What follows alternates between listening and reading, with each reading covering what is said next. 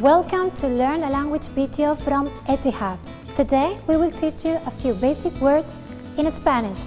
Vamos! Hola, it's informal and can be used with everybody. To say how are you, we say ¿Cómo estás? Now, I have a question for you all. ¿Cómo estás? Yes means sí, and no, just the same, no. If you want to order an espresso, you say café solo. If you want café latte, it's called café con leche.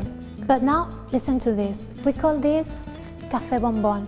It's coffee with sweetened condensed milk. Can I have one café bombón? What to eat in Spain? Well, you all know paella. And no, it's not pronounced paella, it's pronounced paella. And churros, yes, is dough with sugar. The perfect combination of yumminess. What do you think? What time is it is ¿Qué hora es? If it's between 2 and 5 p.m., make sure you are not out shopping or looking to eat. It's siesta. Yes, we do have a nap in the middle of the day, and I love it.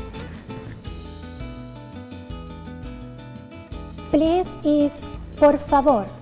Por favor, like this video, and por favor, share this video. Thank you means gracias. Gracias for watching this video from Etihad. Adiós.